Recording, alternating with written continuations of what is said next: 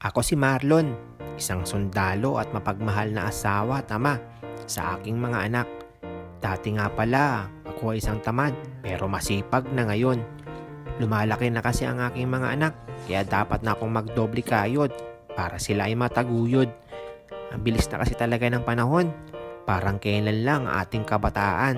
Ngayon, tayo na ang inaasahan at sinasandalan para sa kanilang kinabukasan.